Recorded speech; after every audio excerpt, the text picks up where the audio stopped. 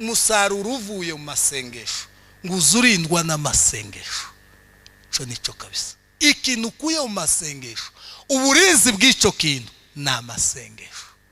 N'ikintu umuntu adakuye mu masengesho, haleluya, icyo wabonye wasenze n'icyo utabonye utasenze, byose nakugira inama imwe. Uzusenga icyo wabonye wasenze ukizitiza amasengesho, icyo utabonye utasenze nacyo ukizitiza. Kuko Satani ni umwanzi w'icyiza kuva ku cyambere kugeza ku cyanyuma.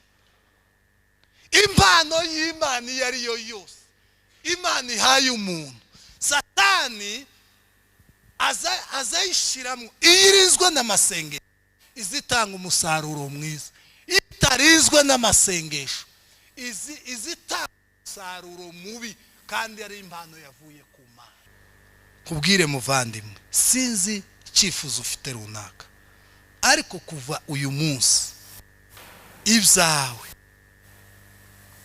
ugende wige kubisengera. Gusenga ni byiza imbere n'inyuma. Ubuzima bwo gusenga si ngombwa ngo umuntu asenge ari uko yahuye n'umuriro n'ibibazo.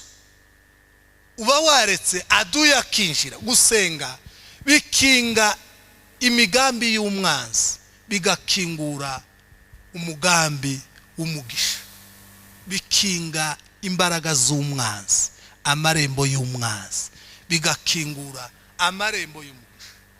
Jewe rero kwambara, kurya uko mbayeho nta handi hantu. Narapfukamye, ndapfukama, ndapfukama, ndapfukama, ndapfukama. Ibintu byose ibyo abandi biga bakabona, ibyo abandi baje gucuruza bakabona, ibyo abandi baje kugira ikintu runaka bakabona, batasenze, jewe ndahane nabikuye.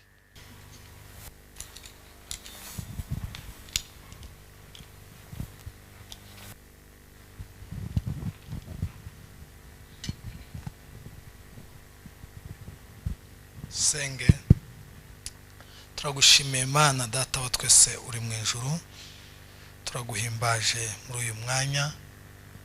Ducishijwe bugufi cyane no kuvuga izina ryawe ryera.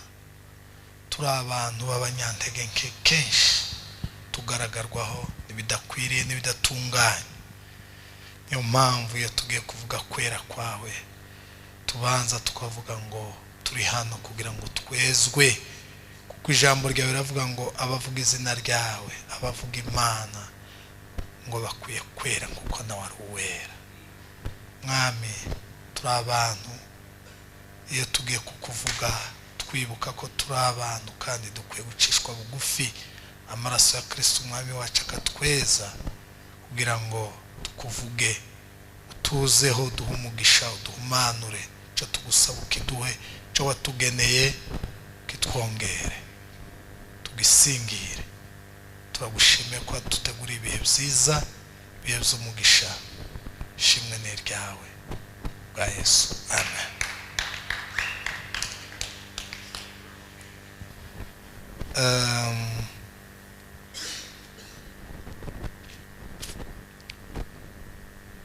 Some muri Yona.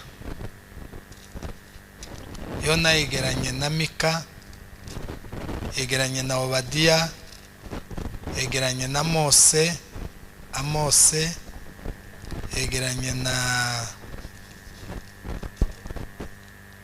Yoweri. Byari byo byose ntanze adresse.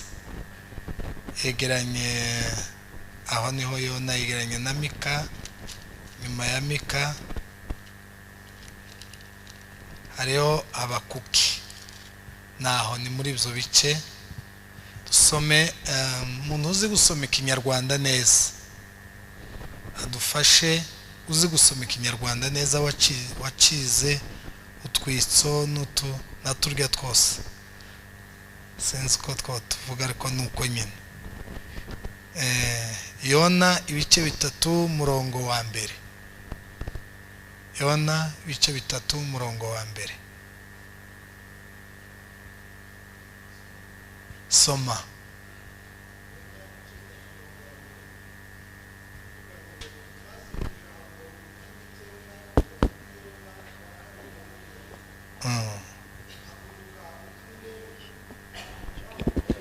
Uzamura ijwi nkomeye.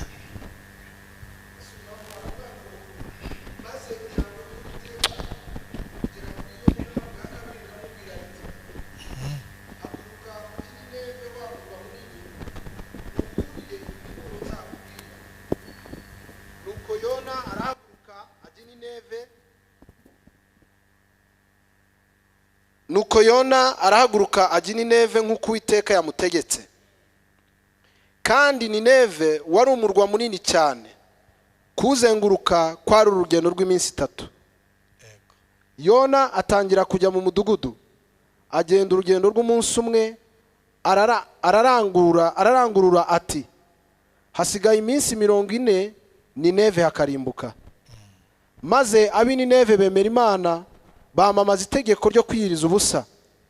Bose bakambara ibigunira uhereye ku mukuru ukageza ku woroheje hanyuma y'abandi. Ijambo rigera ku mwami w'Nineve, ahaguruka ku ntebe y'ubwami, yiyambura umwambaro we, yambara ibigunira, yicara mu ivu. Ategekana itegeko n'abatware be b'intebe, baryamamaza Nineve bati, umuntu wese ye kugira icyo asogongera, kandi amatungo y'amashyo n'imikumbi bye kurisha, kandi bye kunywa amazi. Ahubwo abantu n'amatungo byose byambara ibigunira. Abantu batakambira Imana bakomeje, kandi bahindukire abantu batakambira Imana bakomeje. Abantu batakambira Imana bakomeje. Kandi bahindukire umuntu wese areke inzira ye mbi, bareke n'urugomo bagira. Nta ubizi aharaho Imana yahindukira ikigarura, ikareka uburakari bw'inkazi yari ifite ntiturimbuke. Imana ibonye imirimo yabo, uko bahindukiye bakareka inzira yabo mbi, irigarura, ireka ibyago yari yabageneye, ntiyabibateza. Amen. Amen. Urakoze cyane, bisomye neza rwose. Mukozi w'Imana yarambwiye ngo uyu munsi dushobora kuganira ku ijambo. Abimbwiye hari ibintu ntinya kuruta ibindi, nubwo hari ibintu mu isi biteye ubwoba, biruhije, bigoye, bitanashoboka bimwe, ariko hari ikintu gikomeye nza nibwira kandi ntinya.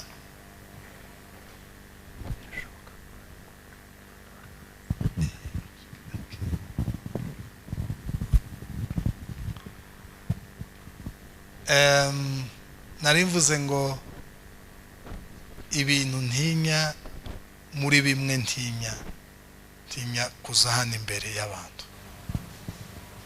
Ndatinya cyane umuntu wabona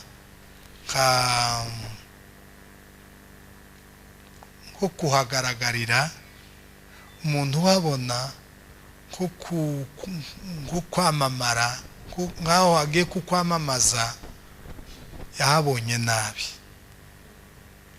afite amakuru atariyo. Wenda muri stade hari irya mikino, hari ibindi, donge tugiye mu kindi kititwa mu rusengero, ari mu kiriyo byoshoboka.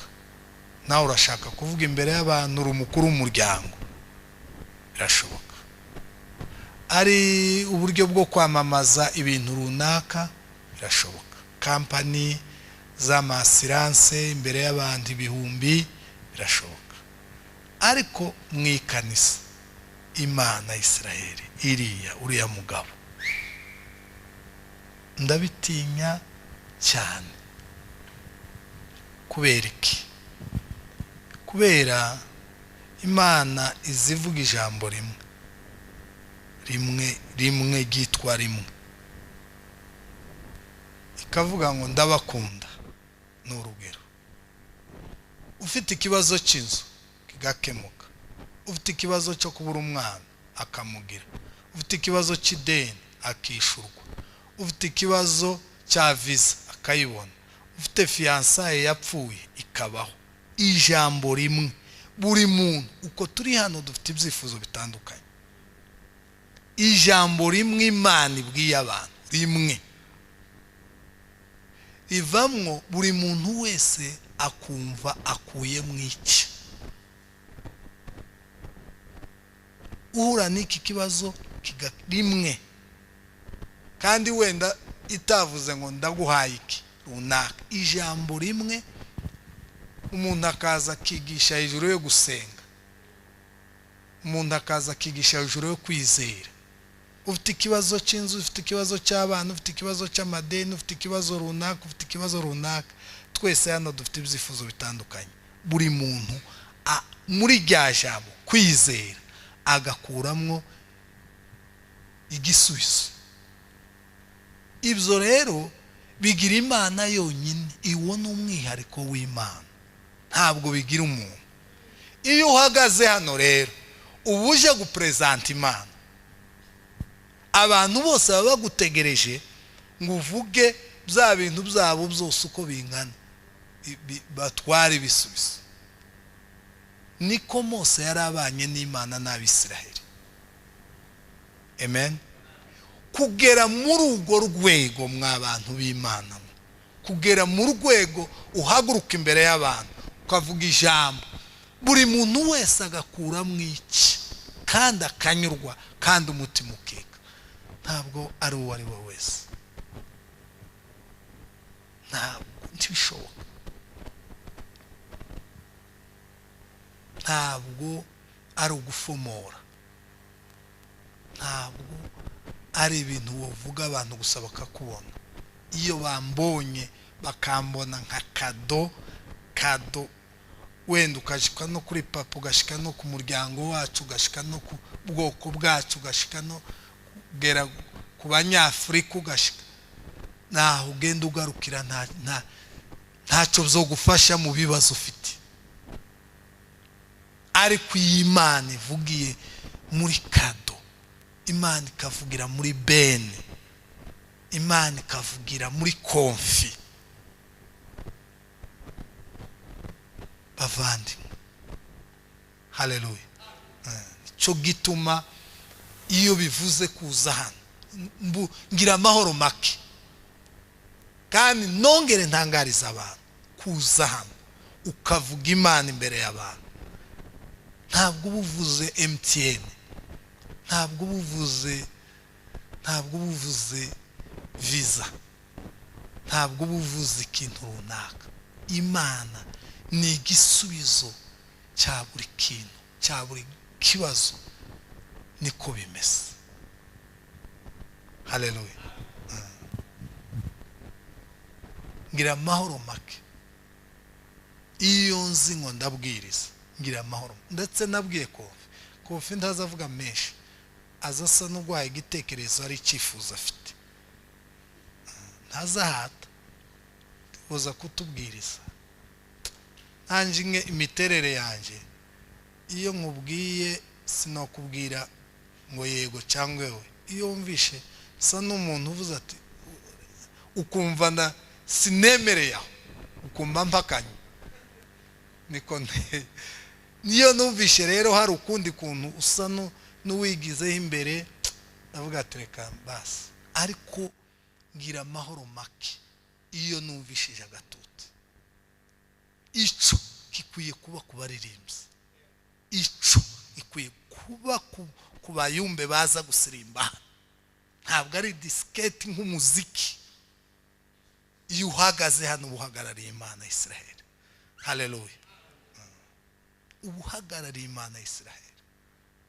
Icyo twumvikane kandi tugitware mu mutima. Kera niko byari bimeze. Imbere ku ruhimbi ahera hahera umutambyi yagazagera rimwe mu mwaka, bivuga ngo aho hantu ntihasanzwe, kandi naho akagenda afite umugozi mu kuguru. Nimba yaravuye hanze adasa neza imbere y'Imana, yarakoroganye n'abantu, abantu batamuvuga neza, ataritwaye neza, hano hari icyo yakoze kitanejeje Imana n'abantu, yagaza ashika hano iho hari nta pardon, nta gusaba imbabazi. Umutambyi yashitse hano ibintu atabikoze neza iriya hanze, akaza gusa kubera ko yabimenyereye, kubera ko kandi ubutambyi uko bwari buteye kera, ni ukuvuga ngo njewe nka pasiteri nagaza mbiha umwana wanje nawe agakomereza. Niyo Aroni n'urubyaro rwe nibwo butambyi. Inzu yari inzu, Aroni mwarewe nibo bari abatambyi. Ni ukuvuga ngo Aroni azovaho aheza abana be rero ni ikibazo gikomeye cyane kugira ngo bamenyere ko twabihawe na papa, ni umugabane wacu. Cyari ikibazo gikomeye, noneho ukagira ngo birasanzwe.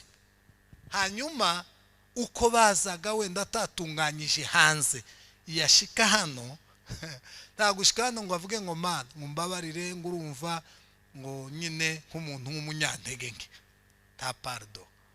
Ni ukubanza ugatunganyiriza iriya, ukaza Imana ireba ko wabikoze nk'uko byanditse, nk'uko biri, waza nk'uko biri, nk'uko byanditse, ukava hano uvuganye n'Imana, ukemuye ibibazo by'abantu, ukaza gusa kubera ko wabikuye kuri so, kuri papa wawe, ku muryango wanyu, washika hano nta pardon. Icyo kintu cyashize mu buryo bumwe, cyashize gupfa ku mubiri, ariko mu mwuka, ariko amavuta. Umuntu ashobora kuza kubera ko yabimenyereye, agashika hano mukabona niwe gusa, mugataha nawe gusa. Amavuta y'Imana no kuvuga ijambo rikabaho ntibibeho. Icyakuweho ni ugupfa fizikali, icyakuweho ni ukuza wakoze amanyanga hanze, ukaza ukakora ibyo ukora, ukarangiza ukagenda. Kera umuntu yagaza apfa ku mubiri bakamuhamba. Ubu ni ukuvuga ngo ubu aho uzatandukaniye ni amavuta y'Imana. Igitonyanga kimwe cy'amavuta, igitonyanga kimwe cy'amavuta wowe ukibona ugiye utunyarira nk'15, ukagenda akanyarira ukagaruka, ugasubiraho ukagaruka, ukabona igitonyanga kimwe, waza kigakurwaho n'ubusa ariko Biblia iravuga ngo ukiangalia mke kwa kumutamani. Kera yari act, naho ubu ni igikorwa. Kera kwari ukureba ugasambana bikitwa icyaha, ariko ni ukureba ukifuza. Ugize iminsi 15 urarakanyarira, wareba umukobwa gutya wahindukira wamwifuza, ugasa n'umumaranye icyumweru mu hoteli kumureba gusa, ya cya gitonyanga kimwe ukuye ku musozi.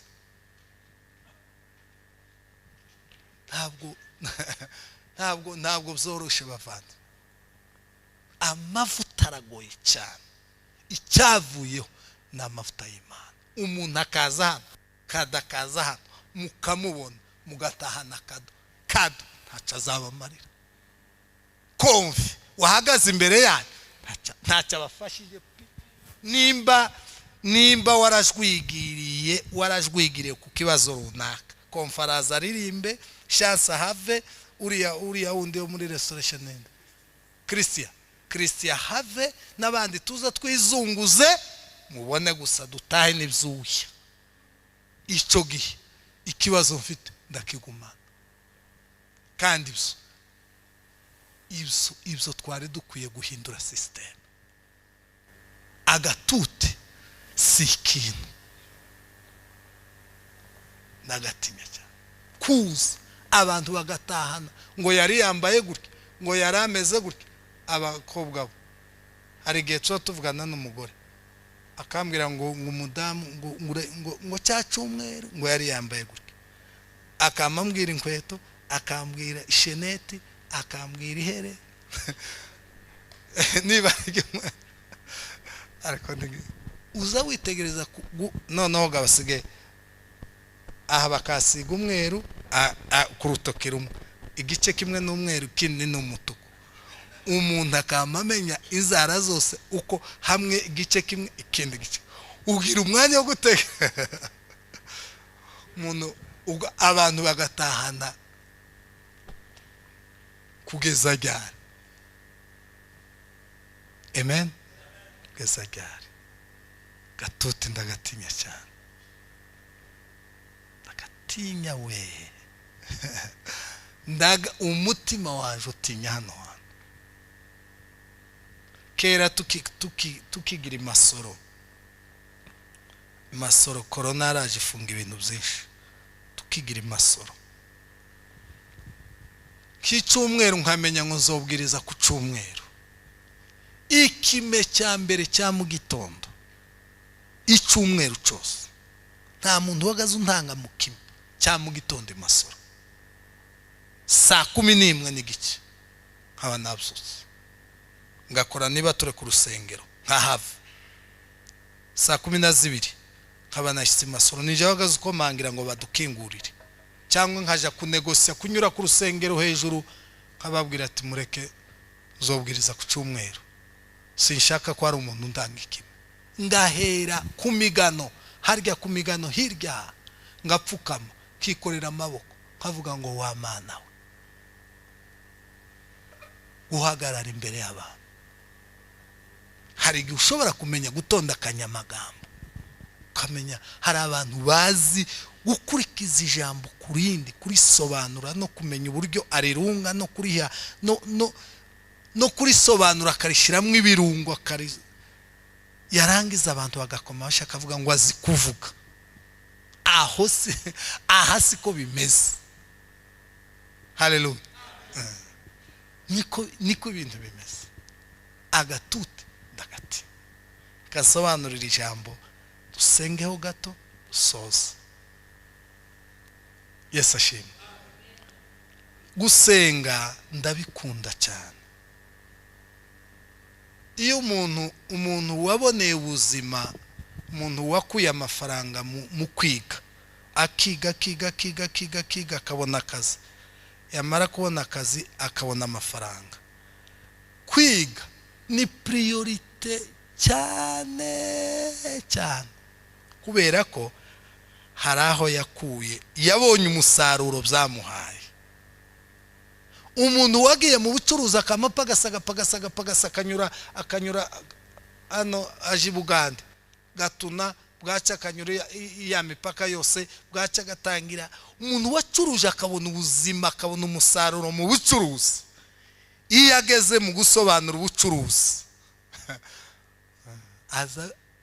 aza makuru bene uwo muntu uzomwegera azaguha amakuru umuntu wabonye ubuzima mu kintu runaka mu nzira yanyuzemo uwo muntu aho hana arakunda kandi arahati jewe rero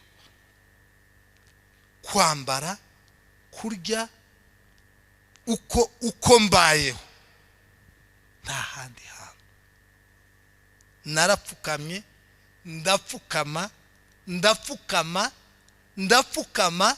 ndapfukama ibintu byose ibyo abandi biga bakabona ibyo abandi baje gucuruza bakabona ibyo abandi baje kugira ikintu runaka bakabona batasenze jewe tahandi nabikuye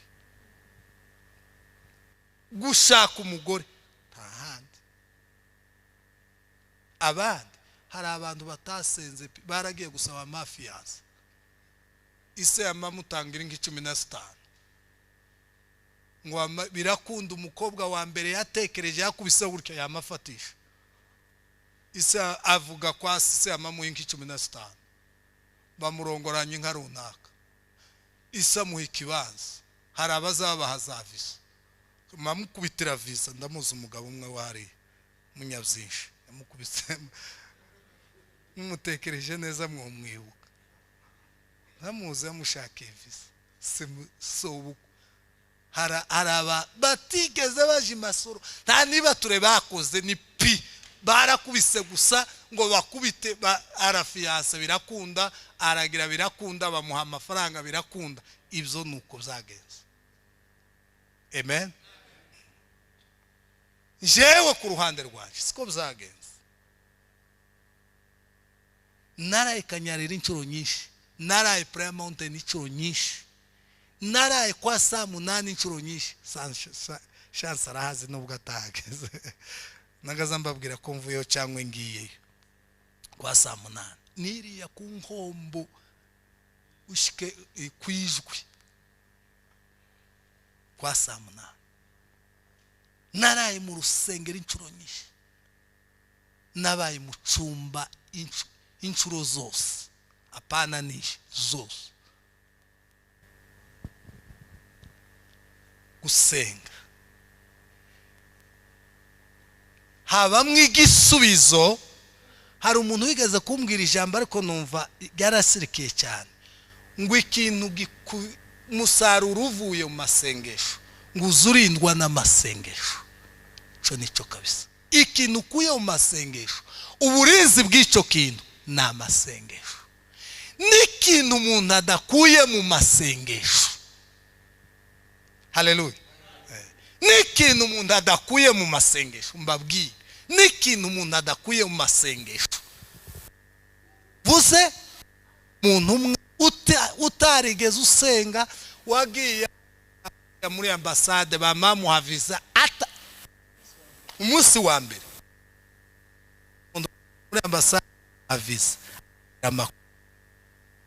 uwo bajyanye ntibayimuhaye ahubwo uwo bahuriyeho barayimuhaye umwe yari yujuje bya bindi ngo afite etaje ngo afite ibibanza ngo afite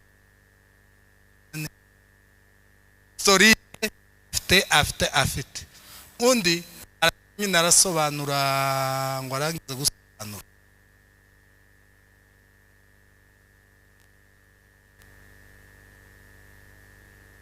yakuse costume nyine bya bikabyo byo kugira ngo wemeze haza undi n'umuhungu wari wambaye ikintu umupira umeze nk'ijiri mwo wita gute kisenge sisengeri nyasengeri nyine uciye amaboko nishire ni umupira uciye amaboko yiyambara ikoboyi deshire aje gusaba arapurayinga aje gusaba barahura n'uwo muntu umwe yambaye costume afite ibibanza afite ibiki ntaho uzumenye iri ambasade ntaho uzumenye ukwayo mwashike undati wewe ugiye babaza urya wijiri ugiye ati ngiye kwigisha mu muco wa Kinyarwanda uzowigisha gute yamatanga muzungu yamama ku myaka 10 urasobanutse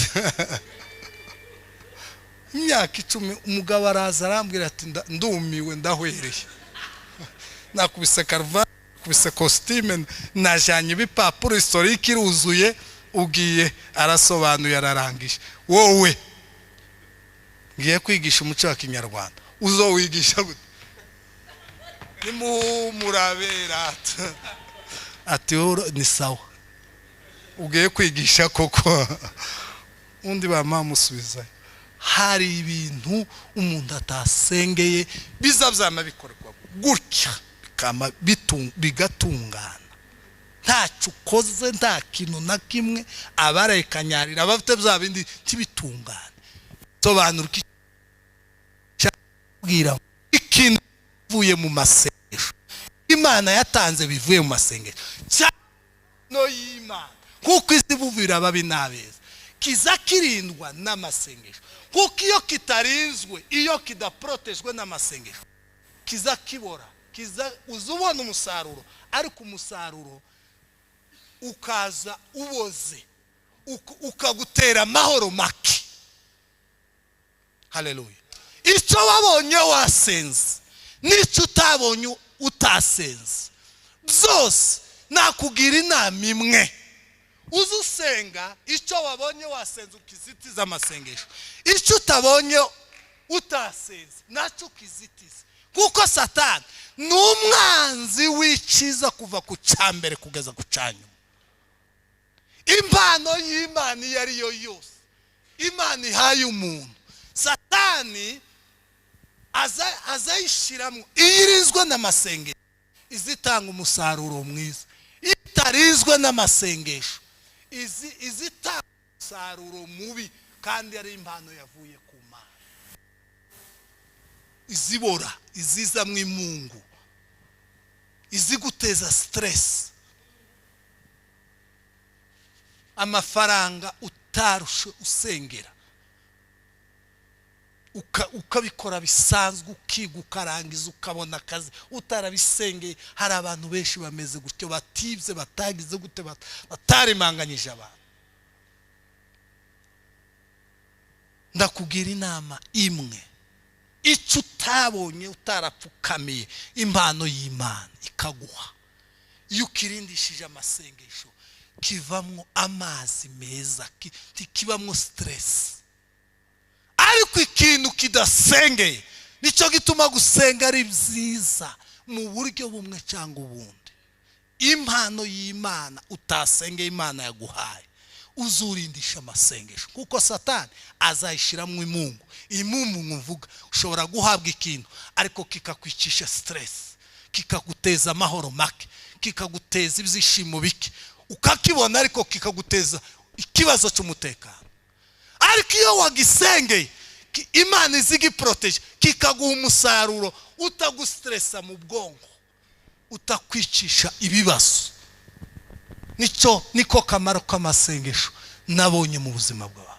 Cya kabiri, gusenga ni byiza cyane. Nasoza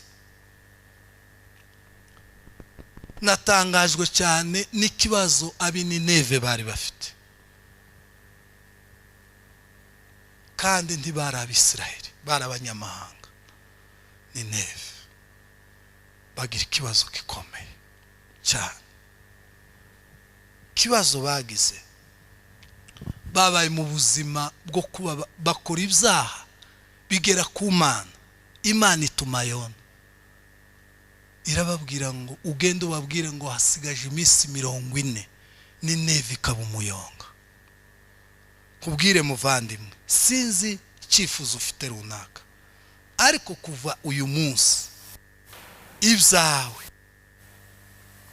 ugende wige kubisengera. Gusenga ni byiza imbere n'inyuma.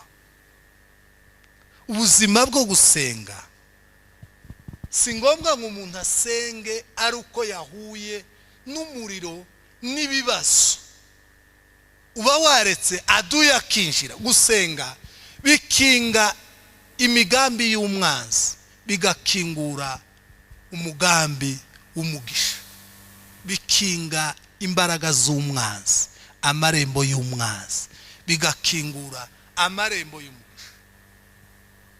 Gusenga bikinga amarembo y'umwanzi, bigakingura amarembo y'umugisha.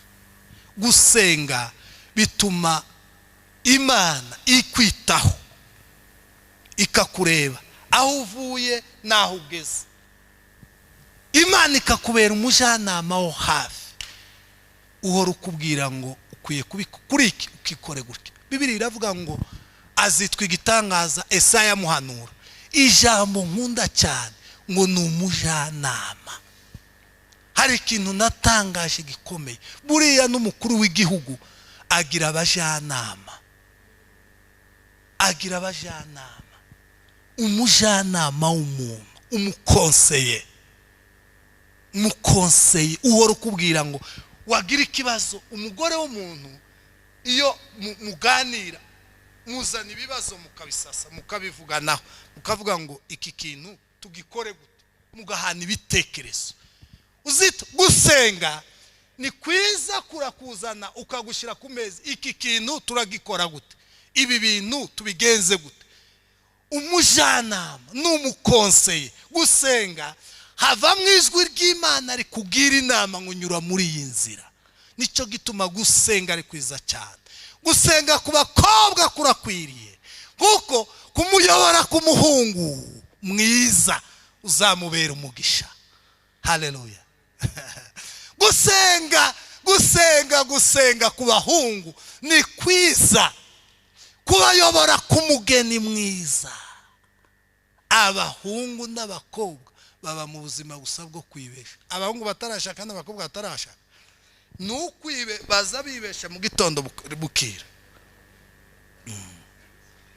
Baza bibesha kuva mu gitondo bukira.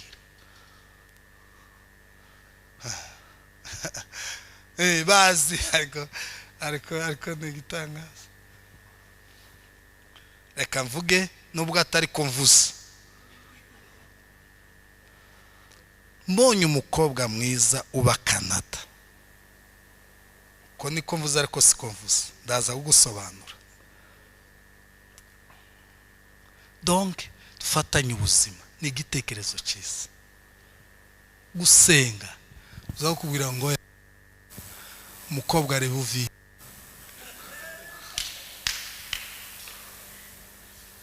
Kimwe nuko yakubwira ngo yego. Hari umuntu gusenga ni kweza kabisa. Hari umuntu wigeze gusenga asaba Imana ngo Imana izomuhe aje muri Australia. Arasenga abwira Imana ngo Mana ndashaka uzompeze inzoje muri Australia. Umuntu nijoro araza aramubwira ngo kurasaba Australia, ariko nta mugisha wawe uba Australia, umugisha wawe uba muri Canada. Wa muntu aramubwira ngo ya sinshaka Canada, ndashaka Australia. Wa muntu aragenda araso yinjira iminsi 3 yo masengesho aringinga. Wa muntu aragaruka aramubwira ati uraga umunyinginge ndayiguha, ariko nushika uzayura. Nuza gusenga ukaza ukandirira sinzakumva. Nta mugezi nta mugisha nta gitonyanga kiba muri Australia cyawe. Ndayiguha urabisinyira nyiguhe kubera ko wampasa. Aricho tekerezaho aravuga ngo Mana ikimenyetso niki? Imana irakimuha arakibona ngo buce arage. Dosiye niko arahindura avuga ati umugisha wanje muri Canada. Nubu yashyize muri Canada ni umugisha we. Gusenga ni umujanama mwiza ku bahungu. Gusenga ni umujanama mwiza ku bapasiteri. Gusenga ni umujanama mwiza kuri buri muntu wese azitwa umujanama. Gusenga bikuyobora mu nzira nziza. Hari igihe bikuyobora mu nzira ukagira ngo ni amahwa, ariko iyo yamahwa uyarangiza. Huduma tubwiye ikintu gikomeye kwa gatatu. Yaratubwiye ngo ubushake bw'Imana, kandi nigeze kubwiriza. Ubushake bw'Imana butangira ari uguhekenya ibuye, bikarangira ari ukunywa amata. Niko bitangira ari umubirizi. Urasarira bikomeye ubushake bw'Imana. Imana yabwiye Aburahamu ngo urampaye Isaka, umwice umutwike.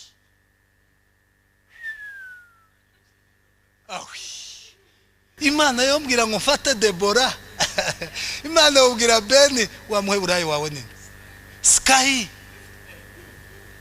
ngo murebe Beni twese twohera.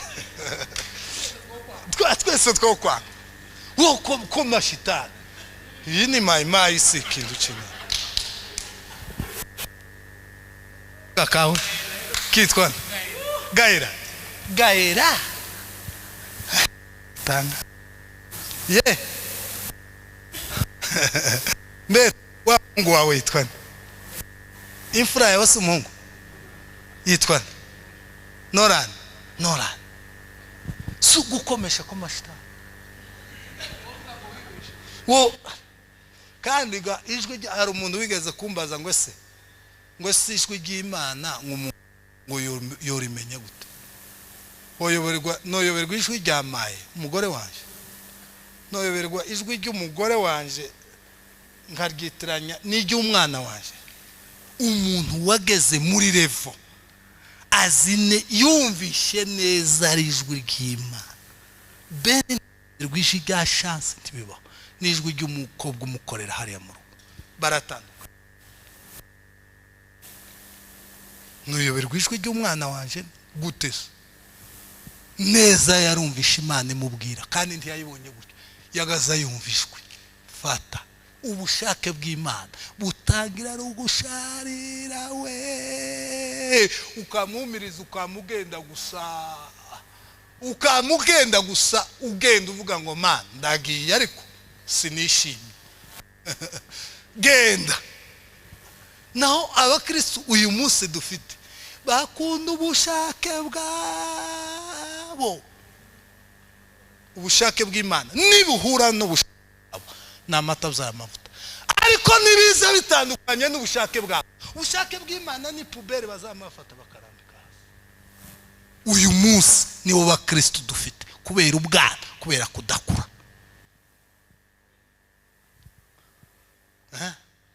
Ijwi gusenga biza bigenda bikarema ubujyanama, bikubwira ngo reka iki kora iki, reka iki kora iki, bigire gutya bigire gutya, nyura aha nyura. Nuko ijwi gusenga ni byiza. Haleluya.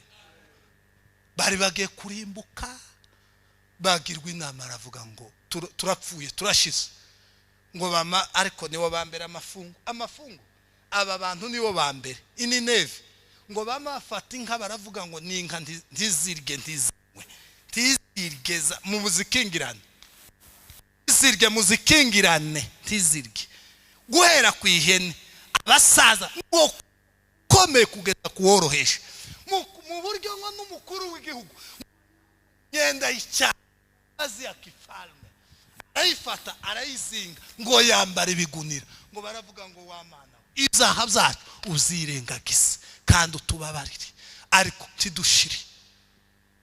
Nimwumve ingene gusenga kuza kugarura ibintu. Bavandimwe, biradukwiye ngo twige gusenga, birakwiriye ngo twige gusenga. Bizatwishurira amadeni, bizaducira umuryango, bizakugezaho Imana ishaka kugera, bizagusiga amavuta, bizakuyobora. Abahungu bizabayobora ku bakobwa beza, abakobwa bibayobore ku bahungu beza. Uzabaho mwisi udafite stress, uzabaho mwisi witwa umutsinzi. Imana ibafashe. Nimuhaguruke ukeya usenge. Turabwira Imana ngo Mana gusenga si bisanzwe, Mana twigisha gusenga. Bankuja ku kidari wa baririmbye gatoya. Gusenga kwanje kukugereho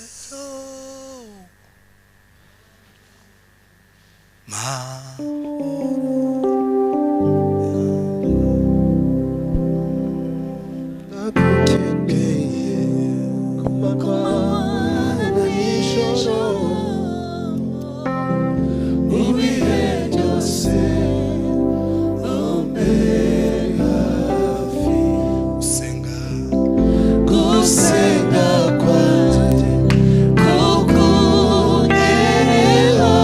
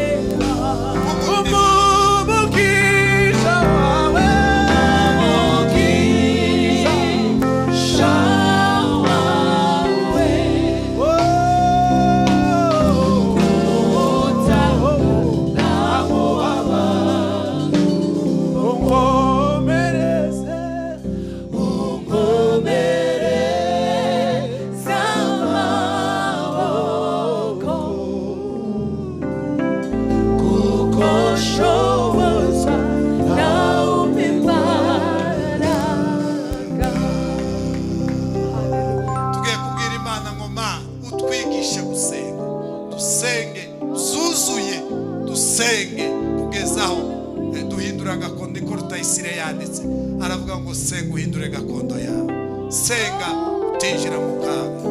Mwami turi imbere yawe Mana we, turi imbere yawe Mana, turi imbere yawe Mana, turi imbere yawe Mana, ovelas baines, turi imbere yawe Mana, tugirire imbabazi, utwigishe kugira ngo umwanzi ntatwinjirane, ngo atwambure ibyacu, adutware umugisha wacu, adutware ibyiza byacu. Mana premera Mwami Yesu, twigishe, wigisha abapasiteri bacu gusenga, wigisha abaririmbyi bacu gusenga, wigishe abagabo bacu gusenga, wigishe abakobwa bacu gusenga, wigisha u Rwanda gusenga, wigisha abanyarwanda gusenga. Muryango usenga ni mwiza, igihugu gisenga ni cyiza. Mana we, utwigishe gusenga kandi dusenge dukiranutse, kuko ijambo ryawe rivuga. Utwigishe gusenga, utwigishe gusenga, utwigishe kukuvuga, utwigishe kukwegera, utwigishe kugushakana umwete, utwigishe kugushakana umwete. Duciye bugufi Mana, Umwuka Wera aze kuzima bwacu, atwigishe kugushakana umwete. Nineve baragusenze, uhagarika jenoside, uhagarika umuriro kubamaraho, uhagarika igihugu cyose gupfa. Nineve hari yagiye gushira, Nineve hari yagiye gushira, Nineve hari yagiye gushira. Ngo bambare ibigunira, Mana utwigishe kwambara ibigunira, ibyapfuye kugira ngo bizuke. Utwigishe gusenga, ntibibe umuhango, ahubwo bibeho gwishurirwa, bibyara umusaruro. Urakoze Mana, mu izina rya Yesu Kristo umwami wacu, amen.